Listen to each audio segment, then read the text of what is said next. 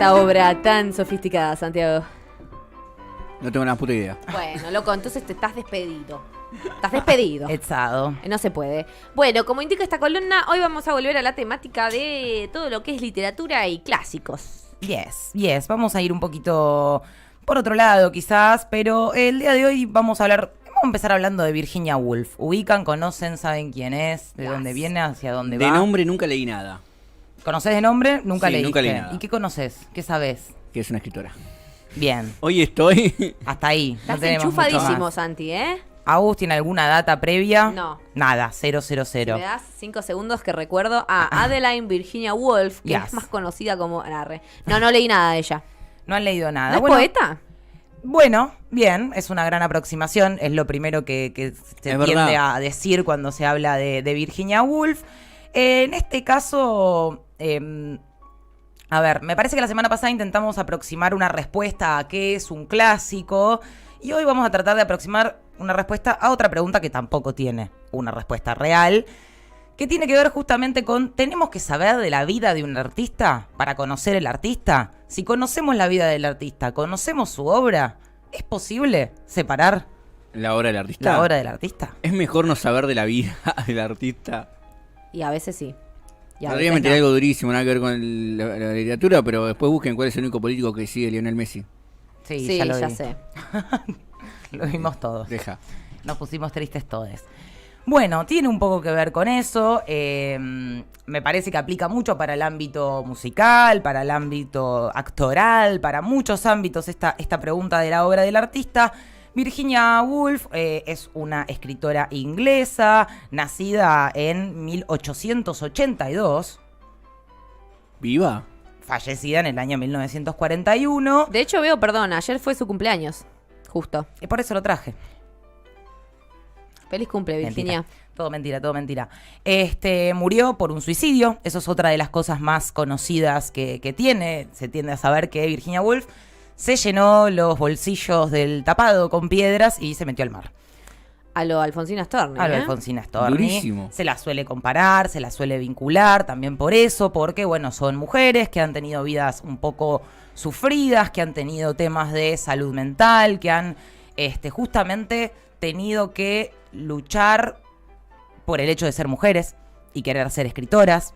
Y eso es algo de lo que se suele hablar mucho cuando se habla de Virginia Woolf, también cuando se habla de Alfonsina Storni, cómo fue su vida, de qué se trató, qué fue lo que le pasaba a ella para hablar de su obra. Y es ahí en donde me empieza a surgir entonces esa pregunta de ¿qué hacemos? ¿Es necesario saber qué le pasaba a Virginia Woolf para apreciar su obra efectivamente? Bueno, lo que traje hoy es este librito hermoso que ven acá, miren qué linda la portada, a ver si se... ahí va.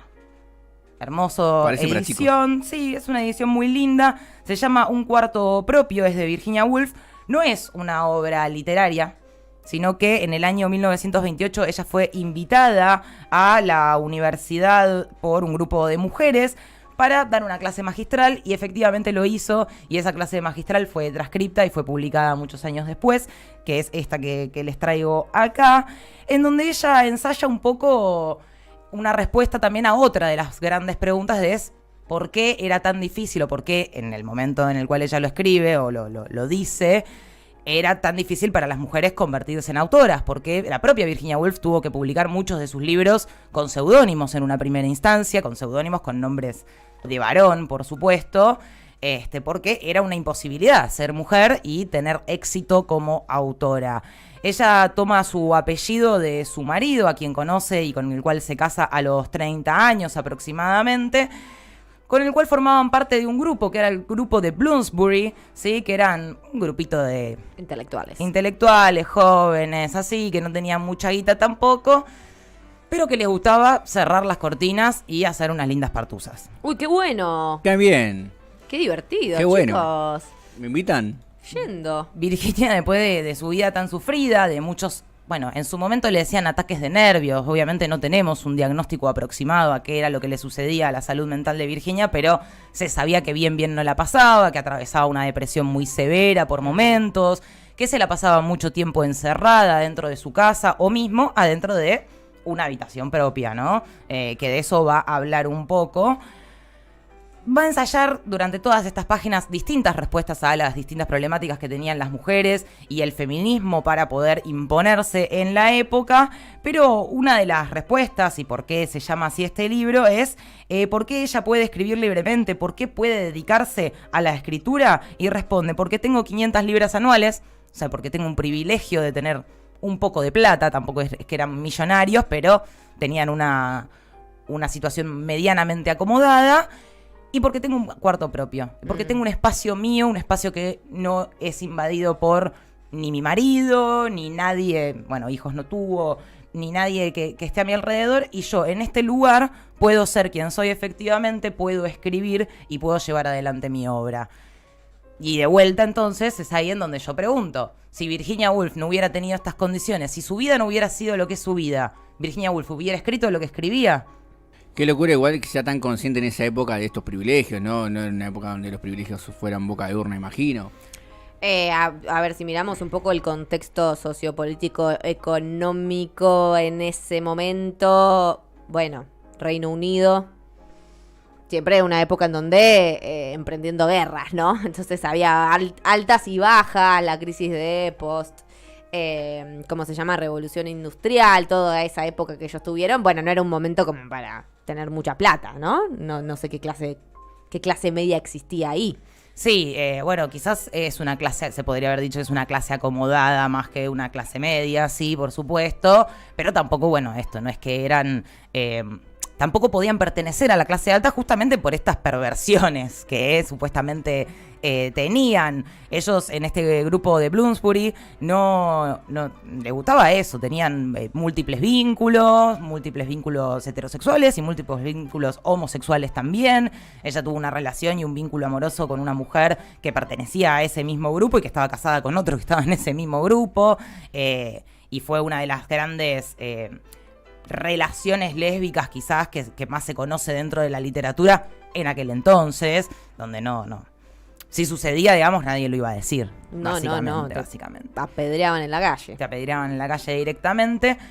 Y bueno, todas estas cuestiones y todo esto la lleva en distintos momentos de su vida, por más que justamente a los 30 años ella lo conoce a Woolf y empieza a tener un espacio en donde se la respeta un poco más, se la cuida un poco más. Sin embargo, tampoco es que tenía un acompañamiento permanente, ¿no? El tipo simplemente la dejaba que se encierre y que ella viva su depresión como la quería vivir, o como podía vivirla en realidad, vamos a decir. Bueno, pero no era un momento de mucha conciencia alrededor de lo que era tener un cuadro depresivo. Por supuesto. Tampoco, no. O sea...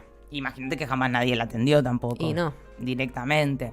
Y eso es lo que, bueno, desencadena y lleva directamente a su muerte, a la decisión de morir, a llenarse esos bolsillos con esas piedritas y ir directamente al mar. Tiene varias novelas: Fin de viaje, Noche y día, El cuarto de Jacob, La señora Dalloway, la recomiendo muchísimo, Miss Dalloway. Creo que hay películas, varias, de esta obra. Alfaro, Las olas, Los años, Entre actos, muchísimos cuentos también. Y bueno, una de las cosas por las cuales es más conocida, su poesía y su producción poética. Pero para mí la parte más interesante de esta autora se encuentra precisamente en lo que fue los inicios de su carrera como escritora en un periódico que precisamente fundan con su marido, con Woolf. Y justamente, bueno, este tipo de disertaciones que dio en distintas universidades, en las pocas en donde efectivamente se le reconocía el espacio y ella podía ir a hablar de estas cosas. Y fue efectivamente, digamos, una habitación propia, quizás aquello que revela o sienta ciertas bases dentro de la literatura para lo que es una lectura feminista de la literatura, que por supuesto, nada, no es que se impuso en la época, pero si uno rastrea hacia atrás, realmente tiene que visitarla, realmente tiene que ir a ver qué es lo que ella hizo, qué es lo que ella escribió, para entender de dónde surge y cómo surge el feminismo en la literatura universal. Me parece que es una autora clásica justamente por esto, porque ha podido trascender y porque ha sentado las bases de lo que puede ser una escritura feminista, porque justamente se dedica a tratar de responder por qué no se leen autoras mujeres en esa época, y es una pregunta que hoy en día podemos sostener, porque realmente en la mayoría de las carreras de literatura el porcentaje dedicado a escritoras mujeres es ínfimo, y cuando digo ínfimo muchas veces es inexistente directamente, y no porque no hayan existido autoras mujeres, sino porque justamente ya conocemos, ¿no? El patriarcado y todas las imposibilidades que eso tiene para poder llevar adelante una obra artística. Me parece que en este caso y en muchos otros casos es imposible separar obra de artista. Sí, me agarró una duda recién, y es que por el cálculo que me sale, en su juventud dio literalmente con la Primera Guerra Mundial casi. ¿Se nota esto en su escritura, teniendo en cuenta ser inglesa, Primera Guerra Mundial? Sí, absolutamente. Es temática, está de fondo en la mayoría de sus escritos, es periodo de guerra, 100%. Claro, por eso. Sí, totalmente. Bueno, y de vuelta, es la vida, y es lo que estaba pasando, y es el contexto, y lo que a ella le sucedió, lo que después se vuelca efectivamente en su literatura. Bien, ¿por dónde recomendás empezar? Upa, es una buena pregunta que no tenía pensada, San. Recomiendo empezar quizás por los cuentos, siempre por los cuentos. Ok. Siempre por los cuentos. A ver si leo algunos títulos y te digo alguno. Monday or Tuesday, lunes o martes. Lunes o martes es bastante bueno para arrancar, cortito. Googleen ahí los cuentitos y van a encontrar algo que... La viuda y el loro es en tono humorístico, ese está bueno, ese es divertido para leer también. Imagínense que un humor muy, no sé cómo decirle, muy surgido desde la depresión, desde lo más bajo, digamos. Acá hay un libro que es Cuentos Completos de Virginia Woolf. Mira, perfecto. ¿Cuánto? Yendo. 5 lucas. Está a 400 pesos, no mentira, 4.628 pesos. Está en precio, porque sale un libro. Y salen eso los libros, ¿sí? Sí. Están en eso más o menos. Está bueno, ahí tenés cuentos completos y te podés meter... que no es muy largo, tampoco tiene tantos cuentos. Las novelas son un poquito más largas. Los poemas también los vas a encontrar siempre en colecciones, porque publicaba mucho en diarios. Claro. Entonces no publicaba el formato libre, entonces no puedes decir el libro 1 de poesía, porque no los publicó de esa manera. Siempre son selecciones, siempre son cosas que se van encontrando. Incluso es de aquellas de las que se encuentra cada tanto un poema inédito, ¿viste? Que sale, miren, esto lo había escrito Virginia Woolf. Anda, chequealo. A la Imposible. Por ahí. Pero sí, que arranquemos por los cuentos siempre. En casi cualquier autor que tenga cuentos hay que arrancar por los cuentos.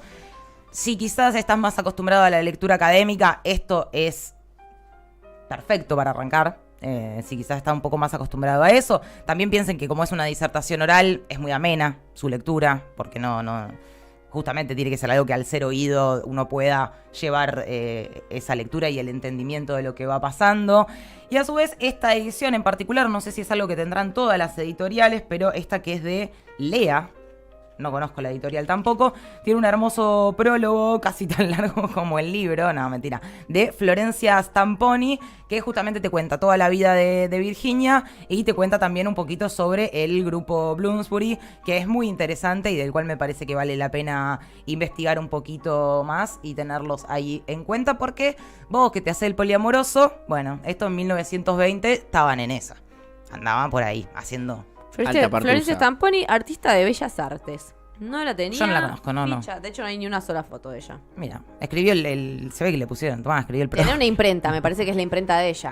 Directamente. Sí. Mira qué lindos los libritos, sí, mira. Ahí va. Me parece que es la imprenta de ella. Mira, se puso ahí. Yo lo compré en Puerto Madryn, cuando me fui a ver a las ballenas. ¿Hace poquito? Sí, hace poquito.